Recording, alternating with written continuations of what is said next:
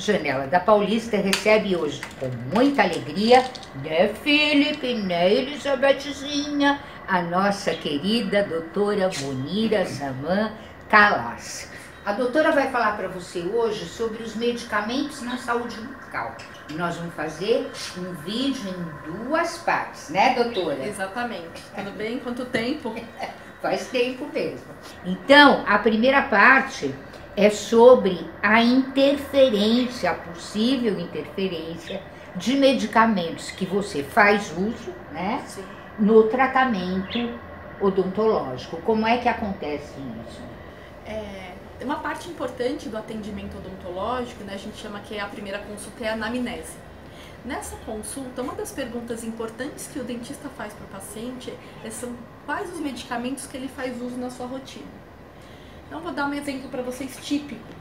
Então, pacientes, mulheres, né, que têm osteoporose, fazem uso de uma classe de medicamentos que chama bifosfonatos.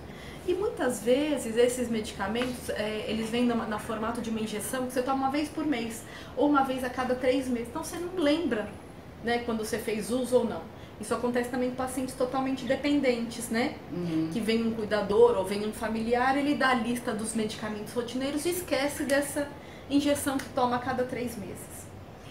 E aí, como é que a gente vê que acontece o problema, né? Quando a gente planeja, por exemplo, para esse paciente um implante dentário, e o implante dentário, que é uma cirurgia que envolve osso, né? A gente fala que é errado, né? Ou a gente fala que é a tal da rejeição. Não se chama rejeição, nesse caso, né? Se chama osteonecrose. Então, o paciente faz uso desse medicamento. Apesar de ser um medicamento que ajuda na saúde óssea, né, na osteoporose, no caso da boca, ele é bastante nocivo. Existe um efeito colateral que é diminuir a cicatrização óssea na boca. Então, o que a gente pede muito, né, até se o vídeo servir como um alerta para os pacientes prestarem atenção na medicação que eles tomam, né? Porque depois de tratar uma osteonecrose é bem complicado. Nossa, deve ser mesmo, né? E infecciona aí, então? Sim, essa é a característica dessa condição. Pra gente, muitas vezes, o que vem é o paciente indicado pelo médico, antes dele começar a fazer uso dessa medicação, ele já vem, olha, prepara a boca. Então, vou te dar um exemplo, paciente que tem um tipo de câncer que chama mieloma múltiplo. Muitas vezes ele vai tomar um medicamento que chama Zometa, né, que é uma injeção de tempos em tempos. E essa é uma classe de bisfosfonatos. Então, o que o dentista faz? Já tira dente que tem que tirar, já põe implante onde tem que colocar, porque o paciente ainda está com uma cicatrização adequada. Agora, o contrário é o paciente que toma o Zometa, esquece, né, no meio do caminho ninguém perguntou, ninguém prestou atenção, e vai fazer o implante dentário ou vai tirar o dente. E aí que a gente vê quando aquele dente não cicatrizou e aquele osso, principalmente aqui na mandíbula, ele começa a ficar todo necrosado e não fecha. E muitas vezes o paciente chega até a perder a mandíbula. Nossa, que tristeza. Tem que prestar muita atenção nisso, né? Agora, doutora, outro dia estava aqui o doutor Paulo Jatém, que é o cirurgião plástico que você conhece, e ele estava falando exatamente sobre isso, sobre interferência dos medicamentos nas cirurgias. E, por exemplo, os anticoagulantes, né? E acho que no caso aí também devem interferir grandemente num tratamento dentário. Essa pergunta é ótima. Essa é uma outra classe de medicamentos também muito importante de ser avaliada entre o dentista, o médico e o paciente. Então, eu opero muitos pacientes que fazem uso contínuo de anticoagulantes. E sempre que é importante a gente ver qual anticoagulante, como toma esse anticoagulante, e o que o dentista vê junto com o médico são fatores dentro do exame de sangue que avaliam essa coagulação. Porque muitas vezes você tem que suspender esse anticoagulante e muitas vezes, principalmente os anticoagulantes de nova geração, não precisam ser suspensos.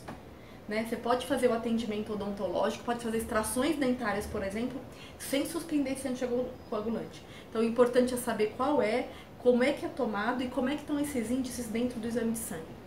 Existem também, aí olha o cuidado, né? Por isso que a importância da gente estudar e discutir o caso, né? O dentista com o médico, o dentista com o paciente. Tem anticoagulante que o paciente toma, não dá para saber qualquer exame de sangue que você faz, se a coagulação tá boa ou não, porque ele não tem um índice específico que aparece, e você não precisa suspender. Ou precisa suspender. Então, existem várias classes, vários detalhes aí, né? Então, mas isso é de praxe, né? O dentista sabe, o médico sabe, precisa ter o match entre eles, digamos assim. Mas a anticoagulação é um fator importante de ser observado. Pra gente, como dentista, para os pacientes que não precisam de suspensão de anticoagulante, o que a gente estuda, o que a gente preconiza é tomar bastante cuidado no momento da cirurgia. Então, quando for tirar o dente, tirar esse dente com cuidado, e a gente fala que é fazer manobra hemostática local. Então, remover o dente, curetar, deixar aquele osso bem limpo e colocar hemostático e fechar, também suturar direitinho. E o que mais? Tem mais medicamentos que interferem? Tem uma série muito grande que a gente renova essa série de medicamentos ano a ano, né? Existem associações preocupadas com isso, que estudam e que publicam isso ano a ano. Outra classe de medicamentos também são os quimioterápicos, né? Então a gente chama que são os MABs, né? E os imunoterápicos, os quimioterápicos, os ABs, né? Que tem essa terminologia que também vários deles interferem com a cicatrização. Tá? Então é uma coisa a ser pensada e estudada. Agora, eu tenho que fazer um tratamento dentário. Estou tomando um medicamento desses que interferem. Quanto tempo eu tenho que parar? E se eu parar, eu não vou prejudicar a minha saúde com a ausência desse medicamento? Outra pergunta excelente que os pacientes perguntam pra gente, Isabel. Concordo com você, por isso que a gente tem que ter uma boa ligação entre o médico e o dentista. E a gente chama isso de necessidade e oportunidade. Então, vou te dar um exemplo. Você é uma paciente que está hospitalizada, que está fragilizada, tem a defesa do seu corpo diminuída, a imunidade diminuída. E você faz uso desse bisfosfonato, por exemplo, só que você tem uma infecção dentária. Então, e aí, assim, o prato cheio de desafios. E aí, o que a gente faz? Planeja o melhor momento de você fazer essa cirurgia, usar antibióticos, por exemplo, ou suspender, por exemplo, esse anticoagulante. A gente dá para fazer ponte com outro tipo de anticoagulante. Aí entra o dentista, o cirurgião, na hora de tirar esse dente com todo cuidado, o acompanhamento médico com antibióticos, com anti-inflamatórios, para ficar sempre de olho de como tá. Mas em muitos casos não dá pra gente fugir, e é como se fosse um jogo de xadrez, né? Então a gente precisa arrastar um peão, precisa trazer uma peça para um lado, pensar o que é que pode acontecer, né? Mas quando não dá para evitar, a gente vai ter que fazer. Olha, então é um alerta importante, né? Avisar o seu dentista de todos os medicamentos que você faz uso antes de começar o tratamento. Sim, né? Tá bom? E aí, na verdade, é um vai e vem, né? Avisar o seu dentista, o seu médico também tá de olho, e também o seu dentista insistir na pergunta, né? Acho que vai um aviso para todos, né? O trabalho tem que ser em conjunto. É isso aí. Muito obrigada, doutora. Eu que agradeço. Até mais.